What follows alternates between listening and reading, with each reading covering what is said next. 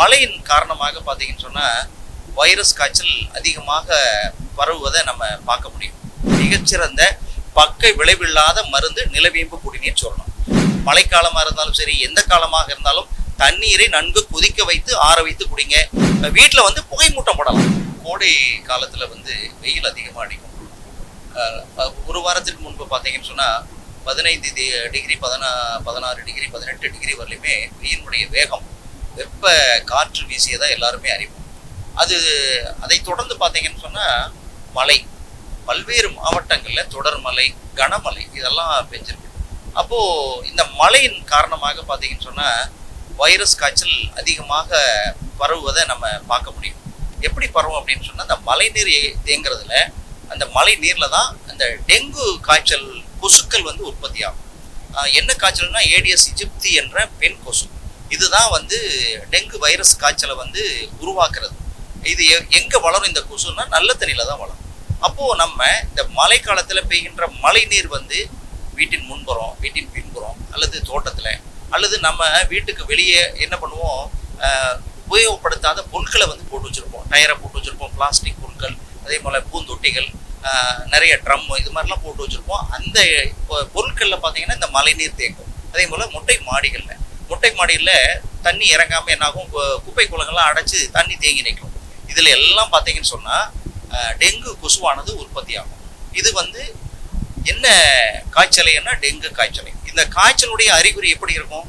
அதிக காய்ச்சல், உடல் வலி, மூட்டு வலி, குளிர் ஜுரம், தலைவலி, தீவிர நிலையில் கண்ணின் உட்புறத்தில் வலி, அதே போல் பல் ஈறுகளில் ரத்தம் வர்றது, அதே போல் இரத்த கசிவு ஏற்படுறது, சிறுநீர் போனால் மலம் போனால் ரத்தம் வெளியேறுவது, இது போன்ற குறிகுணங்கள் எல்லாம் ஏற்படும். இந்த காய்ச்சல் அறிகுறி தோன்றிய உடனே இந்த நோயை நம்ம கணிக்கணும். எந்த வகை காய்ச்சல் அப்படின்னு, டைஃபாய்டு காய்ச்சலா, மலேரியா காய்ச்சலா, அல்லது வைரஸா, அல்லது டெங்கு வைரஸ் காய்ச்சலா, இதை நம்ம கணிக்கணும். அப்போது இரத்த தட்டுகளுடைய எண்ணிக்கையை வந்து பரிசோதிப்பாங்க. அதாவது பிளேட்லெட்ஸ்னு சொல்லுவாங்க. அது வந்து நார்மலாக 1.5 லட்சம் இருக்கணும். 1 லட்சத்துக்கு கீழே வரும்பொழுது நிறைய பாதிப்புகளை ஏற்படுத்தி உயிரிழப்பை கூட இது ஏற்படுத்தும். அதே போல் A1, அதாவது A1 ஆன்டிஜன் டெஸ்ட்னு சொல்லுவாங்க. அதாவது நோய் கண்ட உடனே வந்து கண்டுபிடிக்கிறது. அதுக்கப்புறம் 5 நாள் கழித்து ஒரு டெஸ்ட் பண்ணுவாங்க. ஐஜிஜி, ஐஜிஎம்னு சொல்லுவாங்க. இம்யூனோகுளோபுலின் இம்யூனோகுளோபுலின் எம்னு சொல்லி இந்த பரிசோதனைகள்லாம் பண்ணுவாங்க. Antibody, dengue antibody test. இந்த பரிசோதனையை பண்ணி இந்த நோயை உறுதி பண்ணி அதுக்கு உரிய சிகிச்சையை நம்ம கொடுக்கணும். இப்போ முதலுதவி சிகிச்சையாக நம்ம என்ன பண்ணலாம்னா, இந்த நோய் வராமல் தடுக்கணும்னா அரசு மருத்துவமனையில் நிலவேம்பு குடிநீர் சூரணம் இலவசமாக கொடுக்குறாங்க. எல்லா தமிழ்நாட்டில் இருக்கிற அத்தனை அரசு மருத்துவமனையிலும் சித்த மருத்துவ பிரிவில், ஆயுர்வேத மருத்துவ பிரிவில் நிலவேம்பு குடிநீர் சூரணம் இலவசமாக கொடுக்குறாங்க. ப்ரிவென்டிவாக இப்போ நோய் வராமல் தடுக்கணும். அதாவது டெங்கு வைரஸ் காய்ச்சலாக இருந்தாலும் சரி, டைஃபாய்டாக இருந்தாலும் சரி, மலேரியாவாக இருந்தாலும், இல்லை வேறு வகை ஃப்ளூ காய்ச்சலாக இருந்தாலும் அதை தடுக்கக்கூடிய மிகச்சிறந்த பக்க விளைவில்லாத மருந்து நிலவேம்பு குடிநீர் சூரணம். இதை வந்து இலவசமாக வாங்குங்க. அல்லது சித்த மருந்து கடைகளில் நிலவேம்பு குடிநீர் சூரணம், இம்காப்ஸ் மருந்து அல்லது எஸ்கேம் கம்பெனி மருந்தை வாங்கி 5 கிராம் சூரணம் எடுத்துக்கோங்க. அதை வந்து 240 மில்லி தண்ணி, அதாவது 240 மில்லி தண்ணினா 3 டம்ளர் தண்ணி ஊற்றுங்க. அதை வந்து 60 மில்லியா சுண்டா காய்ச்சணும். 60 மில்லியா சுண்டா காய்ச்சி வடிகட்டி காலை ஒரு வேளை வெறும் வயிற்றில் ப்ரிவென்டிவா நோய் தடுப்பு மருந்தாக நீங்கள் எடுத்துக்கலாம். இப்போ காய்ச்சல் வந்துருச்சு, பிளேட்லெட்ஸ் எண்ணிக்கை கம்மியாக இருக்குது, காய்ச்சல் அந்த வைரஸினுடைய தீவிரத்தை குறைப்பதற்கு நிலவேம்பு குடிநீர் 8 மணி நேரத்துக்கு ஒரு முறை இதே போல் 5 கிராம் சூரணம், 3 டம்ளர் தண்ணி, அதாவது 240 மில்லி தண்ணி, அது 60 மில்லி சுண்டா காய்ச்சி 8 மணி நேரத்துக்கு ஒரு முறை நீங்கள் கொடுக்கலாம். இது கூட ஆங்கில மருந்து சிகிச்சை நீங்கள் எடுத்தாலும் தப்பு கிடையாது. அதே போல் சித்த மருத்துவத்திலையும் காய்ச்சலை குறைக்கக்கூடிய சாந்த சந்திரோதய மாத்திரை, பிரம்மானந்த பைரவ மாத்திரை, திரிகடுகு சூரணம் மாத்திரை, அதே போல் மகா சுதர்சன மாத்திரை, இது எல்லாமே பார்த்தீங்கன்னு சொன்னால் காய்ச்சலுக்கான மருந்துகள். இதையும் பயன்படுத்தலாம். அல்லது லிங்க சந்தூரம் அப்படின்னு சொல்லி ஒரு மருந்து இருக்குது.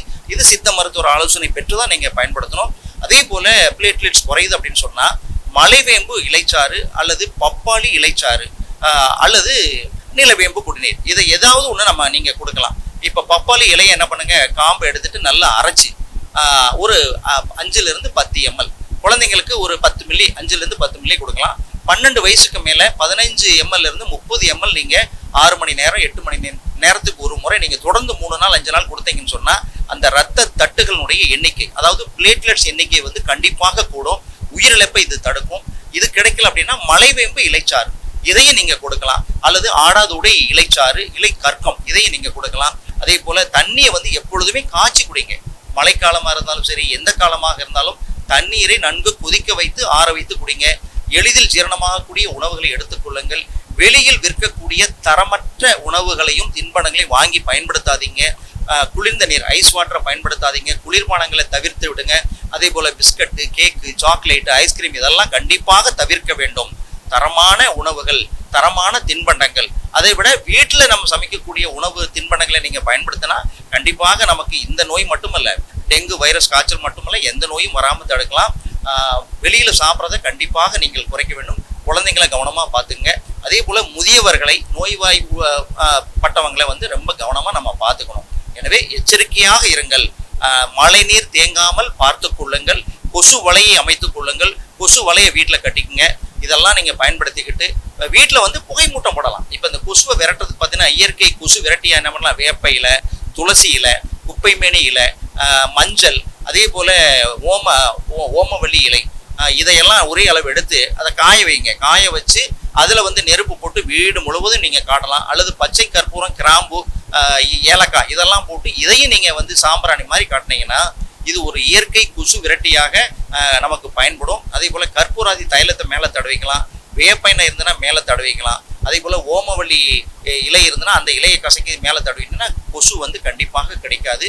பகலில் கிடைக்கக்கூடிய ஏடிஎஸ் இஜிப்தி என்ற பெண் கொசுவால தான் இந்த டெங்கு வைரஸ் காய்ச்சல் பரவுகிறது. எச்சரிக்கையாக இருங்கள். டெங்கு காய்ச்சலிருந்து உங்களை தற்காத்துக் கொள்ளுங்கள்.